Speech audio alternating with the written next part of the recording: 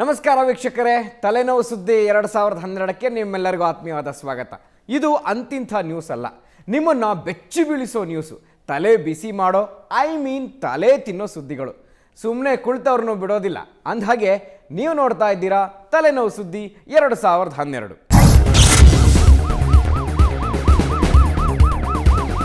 ಬೆಳಗ್ಗೆ ಎದ್ರೆ ತಿಂಡಿ, ಮಧ್ಯಾಹ್ನ ಆದರೆ ಊಟ, ಸಂಜೆ ಮತ್ತೆ ಊಟ. ಅಬ್ಬಾ, ನಮಗಂತೂ ಸಾಕಾಗಿ ಹೋಗಿದೆ. ಅದಕ್ಕೆ ನಾವು ಇವತ್ತಿನಿಂದ ನಿಮ್ಮ ತಲೆ ತಿನ್ನೋದಕ್ಕೆ ಬಂದಿದ್ದೀವಿ. ಹೇಗೆ ಏನು ಅಂತ ಈಗಲೇ ಹೇಳೋದಿಲ್ಲ. ಈ ಕಾರ್ಯಕ್ರಮ ನೋಡಿದ್ರೆ ನಿಮಗೆ ಗೊತ್ತಾಗುತ್ತೆ ನಾವು ಯಾವ ಪಾರ್ಟಿ ನಿಮ್ಮ ತಲೆ ತಿಂತೀವಿ ಅಂತ. ಹಾಗಾದರೆ ತಲೆ ತಿನ್ನೋ ಪ್ರೋಗ್ರಾಮನ್ನು ಶುರು ಮಾಡೋಣವೇ?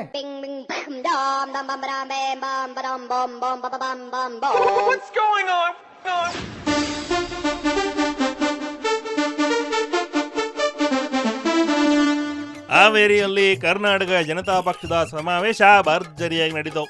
ಆದರೆ ಇದು ಬಿಜೆಪಿಯವರಿಗೆ ತಲೆನೋವಾಗಿದ್ದಂತೂ ನಿಜ ಕಣ್ರಿ. ಸಮಾವೇಶಕ್ಕೆ ಹೋಗದಂತೆ ಬಿಜೆಪಿ BSY ಬೆಂಬಲಿಗರಿಗೆ ಬಿಸಿ ಮುಟ್ಟಿಸಿತ್ತು. ಆದರೂ ಹೈಕಮಾಂಡ್ ಏನ್ ಹೇಳಿದ್ರು, ಡೋಂಟ್ ಕೇರ್ ಅಂತ BSY ಆಪ್ತ 14 ಶಾಸಕರು ಸಮಾವೇಶದಲ್ಲಿ ಹಾಜರಾಗಿ ನೇರವಾಗಿ ಸೆಡ್ ಹೊಡೆದ್ರು.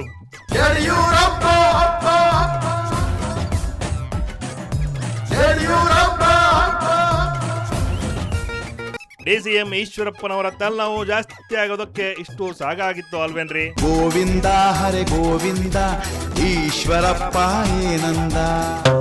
ಇಷ್ಟಾದ ಮೇಲೆ ಬಿಜೆಪಿ ನಾಯಕರಿಗೆ ತಲೆನೋವು ಮತ್ತಷ್ಟು ಜಾಸ್ತಿ ಆಯ್ತು. ಆ ವಿಷಯ ಆಗಿರ್ಲಿ, ಸಮಾವೇಶದಲ್ಲಿ ಯಡಿಯೂರಪ್ಪನವರಿಗೆ ಜನರನ್ನ ಕಂಟ್ರೋಲ್ ಮಾಡೋದೇ ದೊಡ್ಡ ತಲೆನೋವಾಗಿತ್ತು ಕಣ್ರಿ. ಹೆಂಗೆ ಅಂತೀರಾ? ಹಿಂಗೆ ಕರ್ನಾಟಕ ಜನತಾ ಪಕ್ಷಕ್ಕೆ, KJPಗೆ ನಾನು ಮಧ್ಯದಲ್ಲಿ ಮಾತನಾಡಬಾರ್ದಾಗಿತ್ತು. ಯಾರು ನಿಮ್ಮ ಸ್ನೇಹಿತರಲ್ಲಿ ಬಹಳ ಉತ್ಸಾಹದಿಂದ ಇಲ್ಲೇ ಮುಂದೆ ಬಾವುಟ ಬೀಸ್ಕೊಂಡು ನಿಂತಿದ್ದೀರಾ, ಅಲ್ಲಿ 1 ಲಕ್ಷಾಂತರ ಜನರಿಗೆ ನಿಮ್ಮಿಂದ ಮರೆ ಆಗ್ತಾ ಇದೆ. ಆಗೋದಿಲ್ಲ, ನೀವು ಕುಂತ್ಕೋಬೇಕು. ಒಬ್ಬರು ನಾವು ಸಭೆ ಶುರು ಮಾಡೋದಿಲ್ಲ. ಇಲ್ಲಿ ಬಂದಿರೋ ಯಾರೊಬ್ಬರು ಇದ್ದಾರೆ, ನುಸುಳಿ ಬರಬಾರ್ದು, ನೀವು ಕುರ್ಚಿನಲ್ಲಿ ಕುಂತ್ಕೋಬೇಕು. ಇನ್ನು ಅರ್ಧ ಗಂಟೆ ನಾವು ಸಭೆ ಮಾಡೋದಿಲ್ಲ. ಸುಮಾರು 1 ಲಕ್ಷ ಜನ ಮೆರವಣಿಗೆ ಬರ್ತಾ ಇದ್ದಾರೆ. ಎಲ್ಲ ರೋಡ್ಗಳು ಬ್ಲಾಕ್ ಆಗಿದೆ. ಅವ್ರು ಏನ್ ಮಾಡ್ಬೇಕು ಪಾಪ? ನೀವು ಮುಂದೆ ಇದ್ದವ್ರು ಬಂದು ನಿಂತ್ಕೊಂಡ್ರೆ ಅಣ್ಣ, ನಾನು ಕೈ ಜೋಡಿಸಿ ವಿನಂತಿ ಮಾಡ್ತಾ ಇದ್ದೇನೆ. ಮೈ ಏನಪ್ಪ ಇದು ನೋಡಿ, ನಮ್ಮ ಹಿತೈಷಿಗಳಾಗಿದ್ರೆ, ನೀವು ನಮ್ಮ ಪಕ್ಷದ ಬಂಧುಗಳಾಗಿದ್ರೆ ದಯಮಾಡಿ ಕುಂತ್ಕೋಬೇಕು. ಯಾರೊಬ್ಬರಲ್ಲಿ ನಿಂತ್ಕೊಳಕೂಡದು. ಯಾರಲ್ಲಿ ಇಲ್ಲಿ ನಿಂತಿರೋ ಯಾರು ನಾನು ಕೈ ಜೋಡಿಸಿ ಪ್ರಾರ್ಥನೆ ಮಾಡ್ತಾರಣ್ಣ, ಶಿಸ್ತಿನ ಪಕ್ಷ ಇದಾಗಬೇಕು KJP. ಯಾರು ನಮ್ಗೆ ಶಿಸ್ತಿನ ಹೇಳ್ಕೊಡೋಂತ ಅಗತ್ಯ ಇಲ್ಲ. ನೀವು ಒಬ್ಬ ನಿಂತ್ರೆ ಹಿಂದ್ಗಡೆ ಸಾವಿರಾರು ಜನಕ್ಕೆ ಮರೆ ಆಗುತ್ತೆ. ಅಕ್ಕಪಕ್ಕದಲ್ಲಿ ಕೊಡಿಸಿ ಅವ್ರನ್ನ ದಯಮಾಡಿ. ಇಲ್ಲಿ ಯಾರಿರೋಂಥವ್ರು ಪ್ಲೀಸ್, ಇನ್ನು 5 ನಿಮಿಷ ನಾವು ಸಭೆ ಮಾಡೋದಿಲ್ಲ. ನೀವು ಕುತ್ಕೊಳ್ತಾ ಇದ್ರೆ ಎಕ್ಸ್ಟ್ರಾ ಇರೋನಲ್ಲಿ ಖಾಲಿ ಮಾಡಿಸಿ.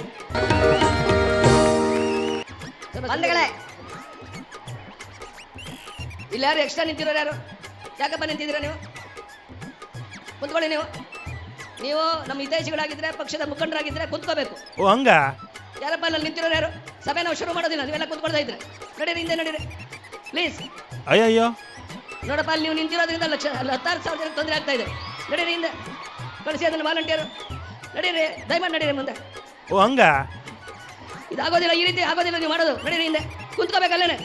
ಕುಂತ್ಕೊಳ್ಳಿ, ದಯವಿಟ್ಟು ಕುಂತ್ಕೋಬೇಕು. ಯಡಿಯೂರಪ್ಪ ನಾನು ಹೇಳ್ತಾ ಇದ್ದೇನೆ, ನೀವು ಗೌರವ ಕೊಡಬೇಕು. ಇಲ್ದೇ ಆಗೋದಿಲ್ಲ. ನಾನು ಪ್ರತಿಯೊಂದು ನಿಮ್ಮ ತಾಲೂಕಿಗೆ ನಾನೇ ಬರ್ತೇನೆ, ನಿಮ್ಮ ವಿಧಾನಸಭಾ ಕ್ಷೇತ್ರಕ್ಕೆ ನಾನು ಬರ್ತೇನೆ, ನಾನು ನೋಡೋದಂತೆ. ದಯಮಾಡಿ ಕುಂತ್ಕೊಳ್ಳಿ. ಯಾರದು ಒಬ್ಬರು ನಿಂತರೂ ಸಭೆ ನಾವು ಮಾಡೋದಿಲ್ಲ. ಆ ಕಡೆಯಿಂದ ಈ ಕಡೆಗೆ ಹೋದ್ರು, ಮೈಕ್ ಇಟ್ಕೊಂಡು ಕೂಗಾಡಿದ್ರು. ಜನರು ಮಾತ್ರ ಯಾವುದಕ್ಕೂ ತಲೆ ಕೆಡಿಸ್ಕೊಳ್ಳೇ ಇಲ್ಲ. BSY ಬೇಜ ಮಾತ್ರ ಫ್ರೈ ಆಗಿ ಹೋಗಿತ್ತು.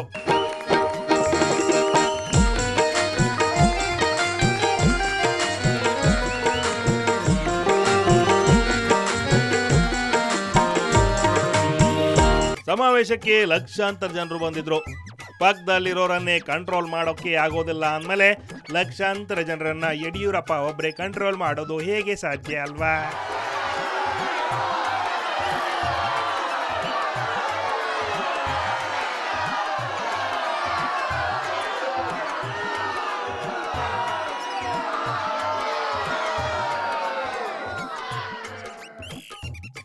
ಎಷ್ಟು ದಿನ ಯಡಿಯೂರಪ್ಪಾಜಿ ಬಿಜೆಪಿಯನ್ನ ಶಿಸ್ತಿನ ಪಕ್ಷ ಅಂತಿದ್ರು, ಸದ್ಯ KJPಯನ್ನ ಶಿಸ್ತಿನ ಪಕ್ಷ ಅನ್ನೋದಕ್ಕೆ ಶುರು ಮಾಡ್ಕೊಂಡಿದ್ದಾರೆ.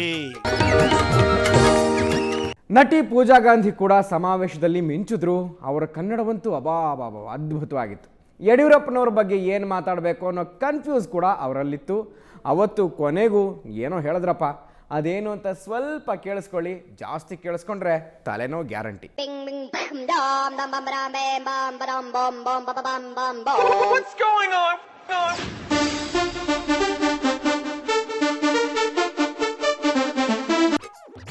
ಇಷ್ಟು ದಿನ ತೆನೆ ಹೊತ್ತ ಮಹಿಳೆ ಪಕ್ಷದಲ್ಲಿದ್ರು, ಸದ್ಯ ಕೆಜೆಪಿ ಪಕ್ಷದಲ್ಲಿ ಗುರುತಿಸ್ಕೊಂಡಿದ್ದಾರೆ. ಅವರೇ ರೀ ನಟಿ ಪೂಜಾ ಗಾಂಧಿ.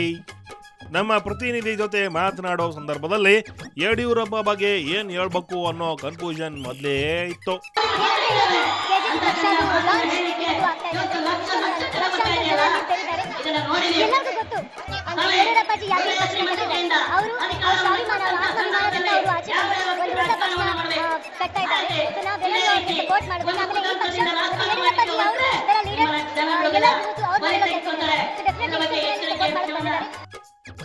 ಸಮಾವೇಶದ ಅಟ್ರಾಕ್ಷನ್ ಅಂದ್ರೆ ಮಳೆ ಹುಡುಗಿ ಪೂಜಾ ಗಾಂಧಿ. ಮೊನ್ನೆಯಷ್ಟೇ JDS ನಿಂದ KJPಗೆ ಹಾರಿದ ಪೂಜಾ ಗಾಂಧಿ ಕನ್ನಡದಲ್ಲಿ ಭಾಷಣ ಬಿಗಿದ್ರು. ನೀವು ಒಂತಪ ಕೇಳಿಸ್ಕೊಳ್ರಪ್ಪ, ಯಡಿಯೂರಪ್ಪರನ್ನ ಸಿಕ್ಕಾಪಟ್ಟೆ ಹೊಗಳಿದ್ರು. ಸಮಗ್ರ ಕರ್ನಾಟಕದ ಅಭಿವೃದ್ಧಿಯ ಹರಿಕಾರದ ದಿಟ್ಟ ಧೀಮಂತ ನಾಯಕರು, ಮಾಜಿ ಮುಖ್ಯಮಂತ್ರಿಗಳಾದ ಮಾನ್ಯ ಶ್ರೀ ಯಡಿಯೂರಪ್ಪಾಜಿ ಅವರಿಗೆ ನನ್ನ ನಮಸ್ಕಾರಗಳು. ವೇದಿಕೆ ಮೇಲೆ ಉಪಸ್ಥಿತಿರುವ ನಾಡಿನ ಎಲ್ಲ ಹಿರಿಯ ನಾಯಕರಿಗೆ ನನ್ನ ನಮಸ್ಕಾರಗಳು. ಹಾಗೆ ವೇದಿಕೆ ಮುಂದಿರುವ ಕೆಚ್ಚೆದೆಯ ಸ್ವಾಭಿಮಾನಿ ಅಕ್ಕ ತಂಗರಿಗೆ, ಅಣ್ಣನ್ ತಮ್ಮನಿಗೆ ನನ್ನ ನಮಸ್ಕಾರಗಳು ಹೇಳೋಕೆ ಇಷ್ಟಪಡ್ತೀನಿ. ನಮಸ್ಕಾರ. ನಾನು ನಿಮ್ಮನ್ನು ಕೆಚ್ಚೆದೆಯ ಸ್ವಾಭಿಮಾನಿಗಳ ಅಂತ ಹೇಳೋಕೆ ಯಾಕೆ ಹೇಳ್ತೀನಿ, ಅದಕ್ಕೆ ಒಂದು ಕಾರಣ ಇದೆ. 40 ವರ್ಷಗಳ ಕಾಲ ಹಿಂದೆ ಒಂದು ರಾಜಕೀಯ ಪಕ್ಷನ ಕಟ್ಟಿ ಬೆಳೆಸಿ ಆ ಪಕ್ಷನ ದಕ್ಷಿಣ ಭಾರತದಲ್ಲಿ ಮೊದಲನೇ ಸತಿ ಅಧಿಕಾರಕ್ಕೆ ತಂದು 3.5 ವರ್ಷಗಳ ಕಾಲ ಕರ್ನಾಟಕದ ಅಭಿವೃದ್ಧಿ ನನ್ನ ಸಂಕಲ್ಪ ಎಂದು ಹಗಲು ರಾತ್ರಿ ದುಡಿದ ನಮ್ಮ ಯಡಿಯೂರಪ್ಪಾಜಿ ಅವರು ಅವ್ರ ಸ್ವಾಭಿಮಾನಕ್ಕಾಗಿ, ಆತ್ಮಾಭಿಮಾನಕ್ಕಾಗಿ ಅಧಿಕಾರವನ್ನು ಬಿಟ್ಟು, ಪಕ್ಷವನ್ನ ಬಿಟ್ಟು ಇವತ್ತು ಈ ಹೊಸ ಪಕ್ಷನ ಕಟ್ಟಿದ್ದಾರೆ. ನೀವೆಲ್ಲರೂ ಅವ್ರಿಗೆ ಆಶೀರ್ವಾದ ಮಾಡೋಕೆ ಬಂದಿದ್ದೀರಾ. ನೀವೆಲ್ಲರೂ ಕರ್ನಾಟಕ ಜನತಾ ಪಕ್ಷಕ್ಕೆ ಶಕ್ತಿ ಅಂತ ನಾನು ಹೇಳಕ್ ಇಷ್ಟಪಡ್ತೀನಿ. ನನಗೆ ಯಡಿಯೂರಪ್ಪಾಜಿಯಲ್ಲಿ ಇಷ್ಟವಾದ ಗುಣ ಅಂದ್ರೆ ಅವರಲ್ಲಿ ಇರೋ ಹೋರಾಟದ ಮನೋಭಾವ. ಯಾವ ಅಧಿಕಾರವೂ ಮುಖ್ಯ ಅಲ್ಲ, ಪ್ರೀತಿ ಇಲ್ಲದೆ ಮನೆಯಲ್ಲಿ ಒಂದು ಕ್ಷಣನೂ ಇರಬಾರ್ದು ಎಂದು ಕಟ್ಟಿದ್ದ ಪಕ್ಷದಿಂದ ಆಚೆ ಬಂದು ಇವತ್ತು ನಿಮ್ಮೆಲ್ಲರ ಮುಂದೆ ಇರುವ ನಮ್ಮ ಯಡಿಯೂರಪ್ಪಾಜಿ ಅವರು ನಮ್ಮೆಲ್ಲರದು ಪ್ರೇರಕ ಶಕ್ತಿ. ಅವರಿಗೆ ಸಮಗ್ರ ಕರ್ನಾಟಕದ ಕನಸಿದೆ. ಅವರು ಸಿಎಂ ಆಗಿದ್ದಾಗ ಬ್ಯಾಂಗ್ಳೂರ್ಗೆ ಕೊಟ್ಟಷ್ಟು ಪ್ರಾಮುಖ್ಯತೆ ಅವರು ಬೆಳಗಾವಿಗೆ ಕೊಟ್ಟರು. ದಕ್ಷಿಣ ಕರ್ನಾಟಕದ ಅಭಿವೃದ್ಧಿಗೋಸ್ಕರ ಮಾಡಿರೋ ಕೆಲಸಗಳನ್ನ ಅವರು ಉತ್ತರ ಕರ್ನಾಟಕದ ಅಭಿವೃದ್ಧಿಗೆ ಕೊಟ್ಟರು. ನೀವೆಲ್ಲರೂ ಸ್ವಲ್ಪ ಸೈಲೆಂಟ್ ಆಗಿರ್ಬೇಕು, ನಾನು ಮಾತಾಡಲ್ಲ. ಸೈಲೆಂಟ್ ಆಗಿರ್ಬೇಕು, ದಯವಿಟ್ಟು ಕೈ ಮುಗಿತೀನಿ, ದಯವಿಟ್ಟು ಸುಮ್ಮನೆ ಇರಿ ಪ್ಲೀಸ್, ಇಟ್ಸ್ ಎ ರಿಕ್ವೆಸ್ಟ್. ಅಲ್ಲಿ ಜನರು ಕೂಡ ಪೂಜಾ ಗಾಂಧಿಯ ತಲೆ ತಿಂದ್ರು. ಭಾಷಣದಲ್ಲಿ ಎಲ್ಲರೂ ಸೈಲೆಂಟ್ ಆಗಿರ್ಬೇಕು, ಇಲ್ದಿದ್ರೆ ನಾನು ಮಾತಾಡಲ್ಲ ಅಂದ್ರು. ಆದ್ರೂ ಮತ್ತೆ ಮಾತಾಡಕ್ ಶುರು ಮಾಡಿದ್ರು. ನೀವು ಸುಮ್ಮನೆ ಇದ್ರೆ ನಾನು ಮಾತಾಡ್ತೀನಿ, ಇಲ್ಲ ಅಂದ್ರೆ ನಾನು ಮಾತಾಡಲ್ಲ. ನೋಡಿ, ನಾನು ತುಂಬಾ ಕಷ್ಟಪಟ್ಟು ಒಂದು ನಿಮಿಷ ಎಲ್ಲರೂ ದಯವಿಟ್ಟು ಸೈಲೆಂಟ್ ಆಗಿರಿ. ನಾನು ತುಂಬಾ ಕಷ್ಟಪಟ್ಟು ಕನ್ನಡ ಕಲ್ತಿದ್ದೀನಿ. ನೀವೆಲ್ಲರೂ ದಯವಿಟ್ಟು ಸ್ವಲ್ಪ ಸಪೋರ್ಟ್ ಕೊಡ್ಬೇಕು, ಆಮೇಲೆ ನನಗೆ ಮಾತಾಡೋಕೆ ಸ್ವಲ್ಪ ಸೈಲೆನ್ಸ್ ಕೊಡ್ಬೇಕು, ದಯವಿಟ್ಟು ಪ್ಲೀಸ್. ಕೊನೆಗೆ ತಾನು ಕಷ್ಟಪಟ್ಟು ಕನ್ನಡ ಕಲ್ತಿದ್ದೀನಿ, ಹೇಳ್ರಪ್ಪೋ ಕೇಳಿ ಅಂತ ಪೂಜಾ ಗಾಂಧಿ ಹೇಳಿದ್ರು. ಬೆಳಗಾವಿಯಲ್ಲಿ ವಿಧಾನಸೌಧ ವಿಶ್ವ ಕನ್ನಡ ಸಮ್ಮೇಳನ ಉತ್ತರ ಕರ್ನಾಟಕ ರೈತರಿಗೋಸ್ಕರ ಅವ್ರು ಕೊಟ್ಟಿರೋದು ನೀರಾವರಿ ಯೋಜನೆ.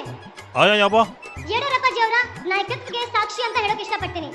ಭಾಗ್ಯಲಕ್ಷ್ಮಿ ಯೋಜನೆ, ಹೆಣ್ಮಕ್ಕಳಿಗೆ ಸೈಕಲ್ ಕೊಡುವಂತ ಯೋಜನೆ ನಮ್ಮ ಯಡಿಯೂರಪ್ಪಾಜಿ ನಮ್ಮ ಕರ್ನಾಟಕ ರಾಜ್ಯಕ್ಕೆ ಕೊಟ್ಟಿದ್ದಾರೆ. ಆದ್ರೆ ತುಂಬಾ ಜನ ರಾಜಕೀಯದಲ್ಲಿ ಅವ್ರು ಕೊಟ್ಟಿದ್ದಾರೆ ಅಂತ ಹೇಳ್ತಾ ಕ್ರೆಡಿಟ್ ತಗೊಳ್ಳೋಕೆ ಇಷ್ಟಪಡ್ತಾರೆ. ಕರ್ನಾಟಕದ ಕನಸು ಏನು ಗೊತ್ತಿಲ್ವಾ? ಹಾಗಾದ್ರೆ ಪೂಜಾ ಗಾಂಧಿ ಅವ್ರ ಬಾಯಲ್ಲೇ ಕೇಳೋಣ ಬನ್ನಿ. ಆ ಸಬಲೀಕರಣ ಬರೀ ಒಂದೇ ಕಂಡೀಷನ್ ಅಲ್ಲಿ ಸಾಧ್ಯ ಅಂದ್ರೆ ಮೊದಲನೇ ಸತಿ ಎಜುಕೇಶನಲ್ ಎಂಪವರ್ಮೆಂಟ್ ಆಗಬೇಕು ನಮ್ಮ ರಾಜ್ಯದಲ್ಲಿ. ಎಜುಕೇಶನಲ್ ಎಂಪವರ್ಮೆಂಟ್ ಆಗೋದರಿಂದ ಹೆಣ್ಮಕ್ಕಳಿಗೆ ಆಪರ್ಚುನಿಟೀಸ್, ಎಂಪ್ಲಾಯ್ಮೆಂಟ್ ಆಪರ್ಚುನಿಟೀಸ್ ಸಿಗುತ್ತೆ. ಎಂಪ್ಲಾಯ್ಮೆಂಟ್ ಆಪರ್ಚುನಿಟೀಸ್ ಸಿಗೋದ್ರಿಂದ ಮಹಿಳೆಯರಿಗೆ ಎಕನಾಮಿಕಲ್ ಎಂಪವರ್ಮೆಂಟ್ ಬರುತ್ತೆ. ಎಕನಾಮಿಕಲ್ ಎಂಪವರ್ಮೆಂಟ್ ಬರೋದ್ರಿಂದ ಅವರಿಗೆ ಸಾಮಾಜಿಕ ಸಬಲೀಕರಣ ಆಗುತ್ತೆ. ಸಾಮಾಜಿಕ ಸಬಲೀಕರಣ ಆಗೋದ್ರಿಂದಾನೇ ಮಹಿಳೆಯರು ಯಾವಾಗ ರಾಜಕೀಯ ಸಬಲೀಕರಣ ಆಗ್ತಾರೋ ಆವಾಗ ನಿಜವಾದ ಸ್ಥಿತಿಯಲ್ಲಿ ನಮ್ಮ ರಾಜ್ಯದಲ್ಲಿ ಮಹಿಳೆಯರು ಸಬಲೀಕರಣ ಆಗುತ್ತೆ. ಇದೇ ನನ್ನ ಕನಸು, ಇದೇ ನನ್ನ ಹೋರಾಟ. ಇನ್ನು ಸಮಾವೇಶ ಮುಗಿದ ಮೇಲೆ ಹಾವೇರಿಯಲ್ಲಿ ಫುಲ್ ಟ್ರಾಫಿಕ್ ಜಾಮ್ ಆಗಿತ್ತು. ಬಂಕಾಪುರ ಚೌಕದಿಂದ ರಾಣೆಬೆನ್ನೂರುವರೆಗೂ ಅಂದರೆ ಸುಮಾರು 50 ಕಿಲೋಮೀಟರ್ ದೂರದವರೆಗೂ ಸಂಚಾರ ದಟ್ಟಣೆ ಉಂಟಾಗಿತ್ತು. ಸೂರ್ಯ ನೆತ್ತಿ ಸುಟ್ರೆ ಈತ ಟ್ರಾಫಿಕ್ ಜಾಮ್ನಿಂದಾಗಿ ಜನರ ತಲೆಬಿಸಿಯಾಗಿತ್ತು. ಅದೇನೇ ಇದ್ರೂ ಬಿಜೆಪಿಯವರಿಗೆ ಮಾತ್ರ ಈ ಸಮಾವೇಶ ತಲೆನೋವಾಗಿತ್ತು. ಇಲ್ಲಿ ಪಾಲ್ಗೊಂಡವರು ಅದನ್ನು ಮತ್ತಷ್ಟು ಜಾಸ್ತಿ ಮಾಡಿದ್ರು ಕಣ್ರಿ. ಪೂಜಾ ಗಾಂಧಿ ಅವರ ಮಾತು ಕೇಳಿಸ್ಕೊಂಡು ನೀವು ಸುಸ್ತಾಗಿ ಹೋದ್ರಿ ಅನ್ಸುತ್ತೆ. ಇವು ಕೆಲ ತಲೆನೋವು ನ್ಯೂಸ್. ಮತ್ತಷ್ಟು ಕಿರಿಕ್ ಸುದ್ದಿಗಳನ್ನು ಹೊತ್ಕೊಂಡು ನಾವು ಮತ್ತೆ ನಿಮ್ಮ ಮುಂದೆ ಬರ್ತೀವಿ. ನೇರ ದಿಟ್ಟ ನಿರಂತರ ಸುದ್ದಿಗಾಗಿ ನೋಡ್ತಾ ಇರಿ ಸುವರ್ಣ ನ್ಯೂಸ್.